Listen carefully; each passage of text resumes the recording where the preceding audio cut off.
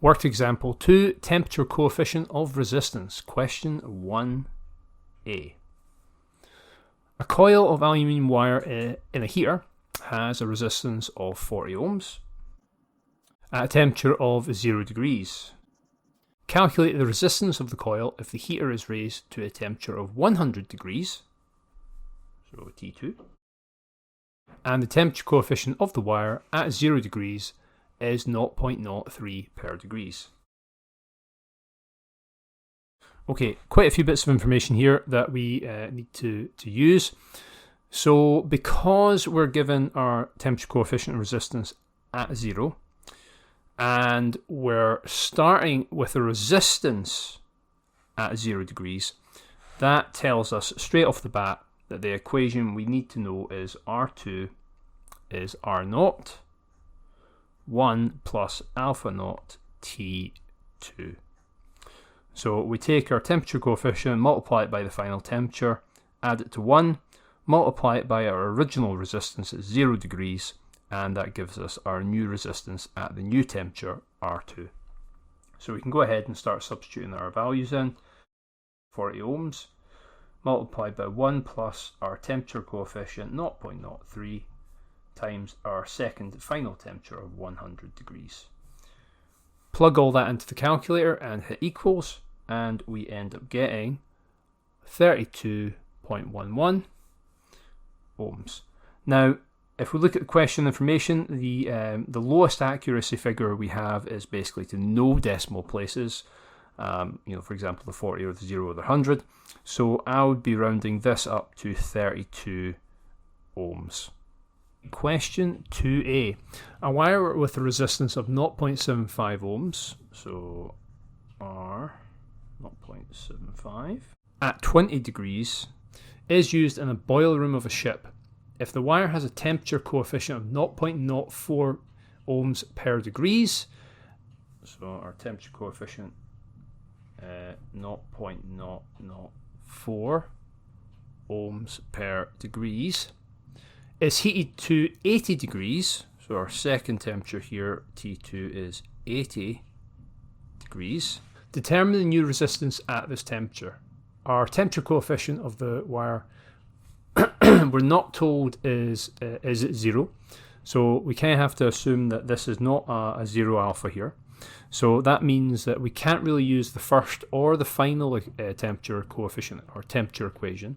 So that basically takes us straight to R at T2 is going to be equal to our reference temperature, our resistance at our reference temperature, which in this case is a reference temperature of 20 degrees, multiplied by 1 plus our temperature coefficient, multiplied by the difference in temperature T2 minus T ref. Once we've got that information, we can go ahead and start substituting in. So our reference resistance at our reference temperature of 20 is 0.75, so 0.75 multiplied by 1 plus our temperature coefficient at that temperature of 0.004 multiplied by the difference in temperature, so our final temperature minus our original reference temperature, so 80, take away 20, that's going to give us a resistance T2 equal to 0.93 ohms. Question 2b. A wire is heated from 0 to 100 degrees, so 0 to 100 degrees. At this new temperature, the resistance has increased to 1.5 ohms. So here we've got RT2 is 1.5 ohms. So it's looking like this question is going to be asking us to find out the original resistance. We're told that the temperature coefficient at 0 degrees is equal to 0.0038 ohms per degrees. Ohms per degrees. And to determine the original resistance at 0 degrees to 1 decimal place. So our temperature 1 was in fact 0, our temperature 2 is 100, our temperature coefficient is at 0 degrees, 0.0038 ohms per degrees, and our final resistance was 1.5 ohms. So in this case, we are going to use the same equation again.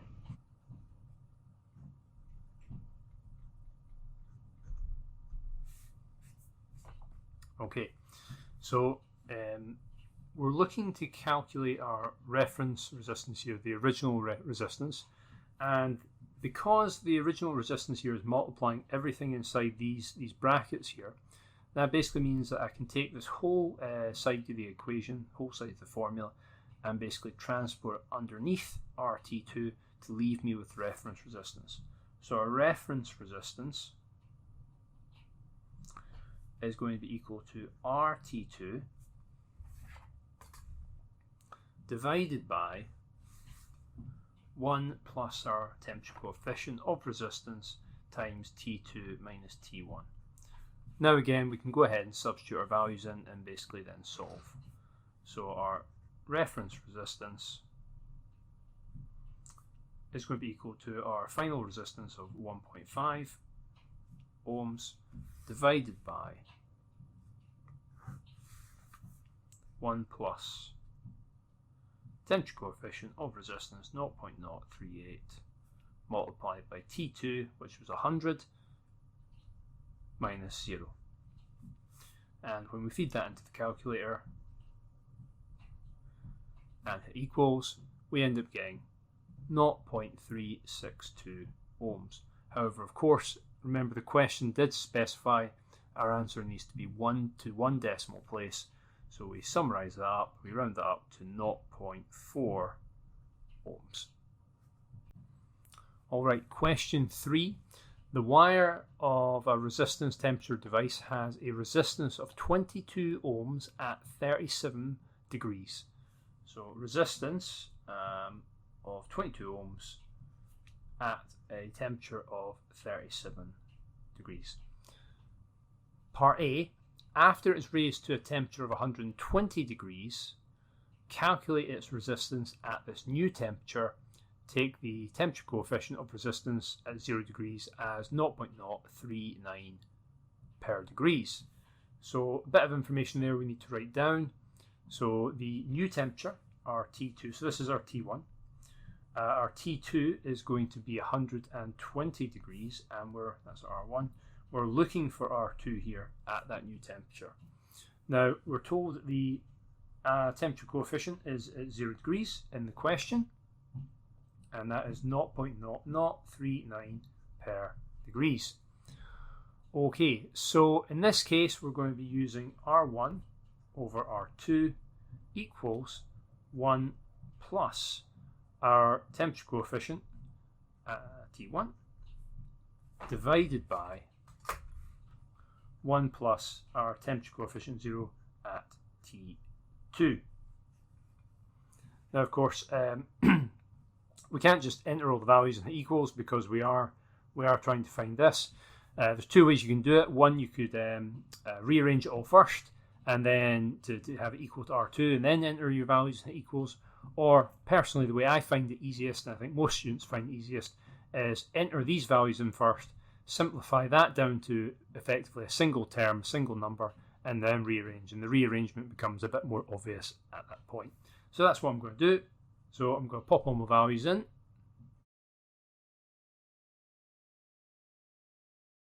So what I'd do now is I would enter this whole second term into the calculator. T2 is 120, of course, and hit equals, and what I get is 0.779. Now, what I would suggest is, I've just rounded this up for demonstration here on the video. I would recommend keeping the full length, the full number in the calculator for maximum accuracy. Now, of course, we still have our 22 over R2.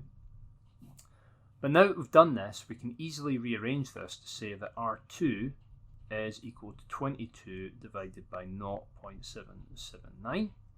And as long as you've kept the full answer in the calculator, you can just do 22 divided by answer, and that is going to be 28.22 ohms. The information in the question, the least accurate figure, has to no decimal places. It's just rounded up to 22 and 37 respectively. So we're going to match our answer to the lowest accuracy question, in this case rounding it to 28 ohms as our final answer. Question 3b. Determine the final temperature of a copper wire and we're to take our temperature coefficient of the copper wire as 0 to be equal to 0.0039 per degrees.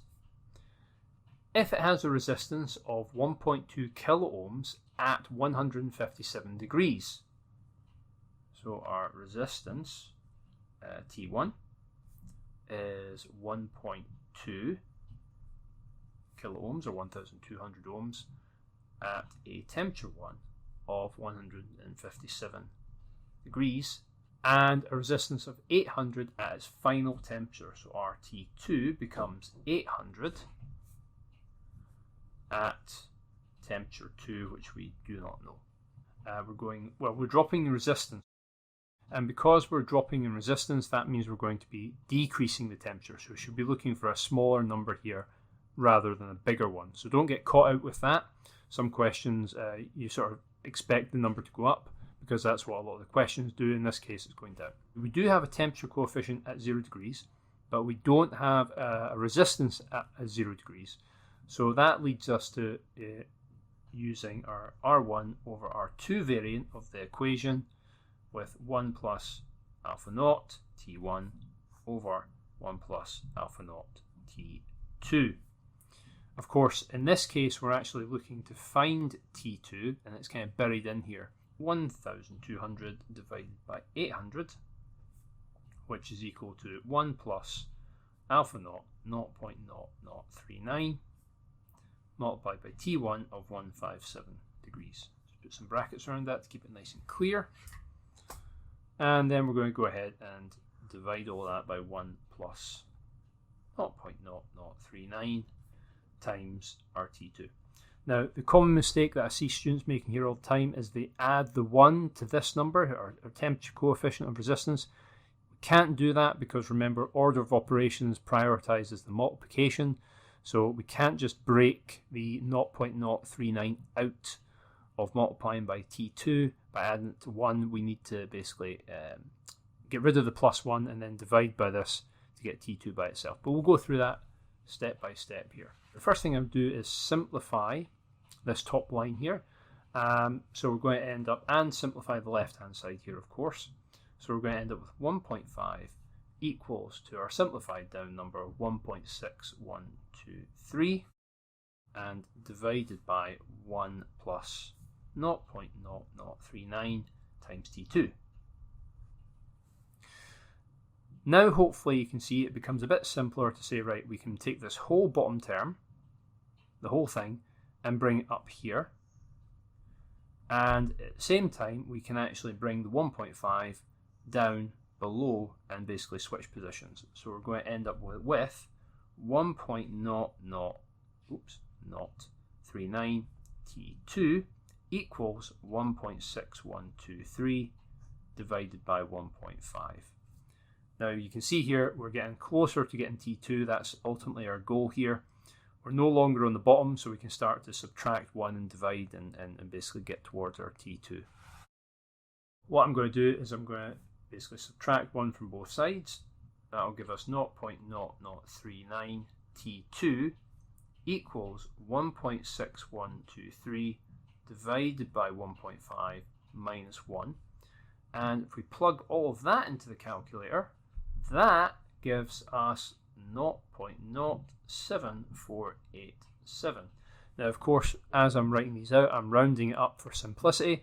But again, if you can, keep it as accurate as possible if you're using this method as opposed to just rearranging and then substituting in for the final answer. If you're using this method, try to keep the answer in the calculator as long as possible and keep it as accurate as possible.